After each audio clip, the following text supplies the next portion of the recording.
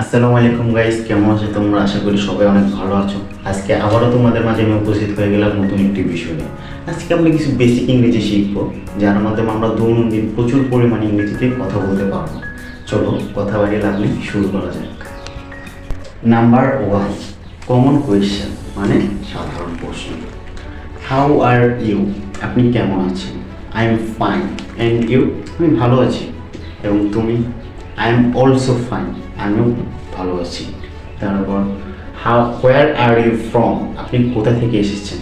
I am from Comilla or Dhaka. আমি কুমিল্লা অথবা ঢাকা থেকে এসেছি।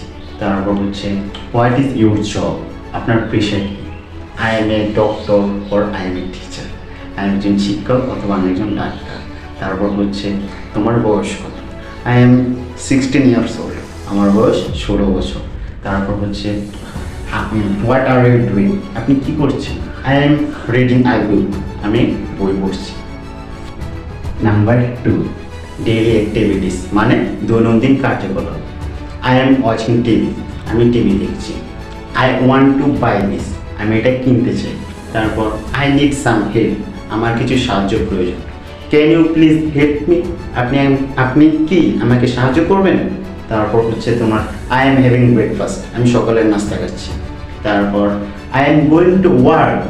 আমি কাজে যাচ্ছি। ফাইনালি বেসিক রেসপন্সেস মানে প্রাথমিক উত্তর। Yes please. হ্যাঁ অনুগ্রহ করে। I understand. আমি বুঝতে পেরেছি।